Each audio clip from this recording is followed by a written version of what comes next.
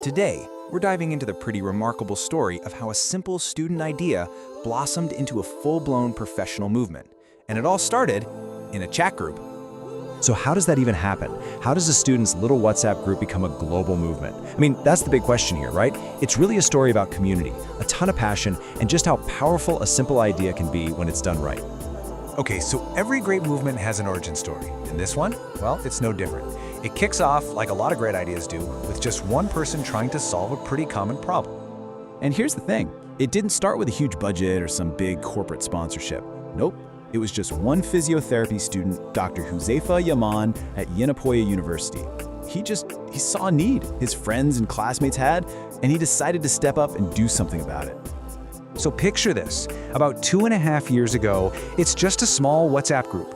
The whole point was just to share clinical neurology tips, to help the 2020 batch get through their exams. Super simple. But it didn't stay that way for long.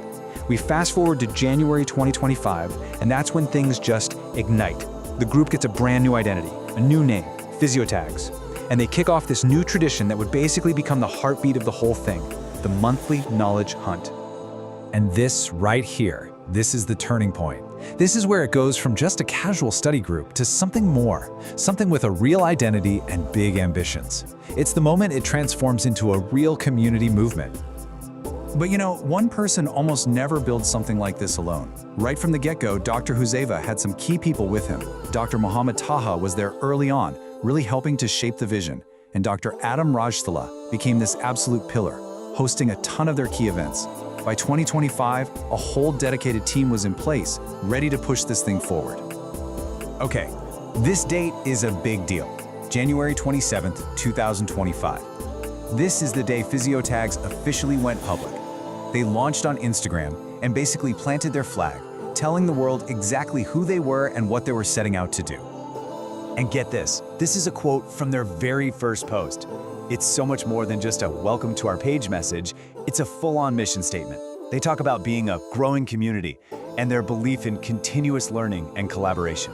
And that closing line, let's go together with PhysioTags, I mean, that just says it all, doesn't it? It perfectly captures that grassroots, community-first vibe they were going for. So, you might be wondering, what was the secret sauce here? What was actually powering all this engagement and growth? Well, it all came down to this really innovative and, importantly, consistent event that became the real engine of the whole movement. They called it the Monthly Knowledge Hunt, or MKH for short. And the idea was genius in its simplicity.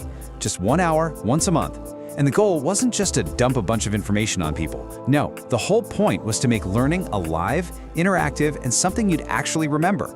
It's such a simple concept, but wow, is it powerful. And just look at the topics they were covering.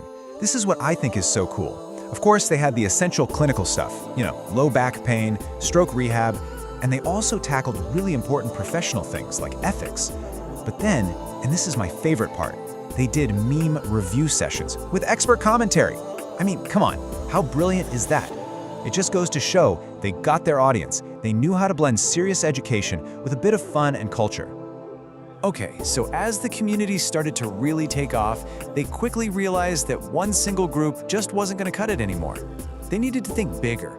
They needed a whole structured ecosystem, and they built it out with some serious thought and intention. And this is where their strategy gets, frankly, brilliant. They came up with this color-coded system to organize everything. So think of it like this. Blue is for the big picture stuff, mass growth and awareness on platforms like Instagram. Red is for open sharing, all those awesome resources on public WhatsApp and Telegram channels. And then there's gold. Gold is like the inner circle, the VIP room. It's an exclusive members-only group for really deep, focused case discussions. The key takeaway here is that every single platform has a very specific job to do.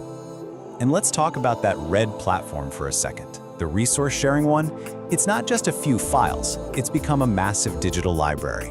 We're talking over 2,300 files on their Telegram channel alone. That's textbooks, notes, presentations, just an absolutely invaluable and totally free resource for physio students all over the world. And if you're wondering if this whole strategy is working, well, the proof is in the pudding. When they launched their new WhatsApp channel, that's part of their blue strategy for mass growth, they pulled in over 500 followers in the first week. Just 1 week. That's incredible organic growth, and it just shows you there's a real hunger for what they're doing. So after building this amazing foundation, you have to ask, where do they go from here? Well, they're not slowing down. They've set their sights on a huge new goal they're calling Mission 2026.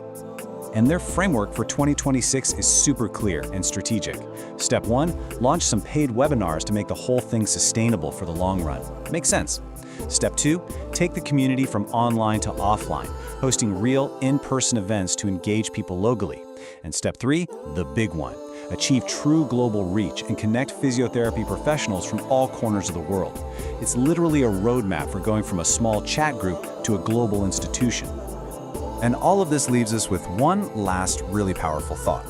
You know, the story of PhysioTags, it isn't just about physiotherapy, is it? It's kind of a blueprint for something bigger. It really makes you wonder, what if the future of professional learning isn't going to be cooked up in some stuffy boardroom? What if it's being built right now by passionate people in a simple group chat?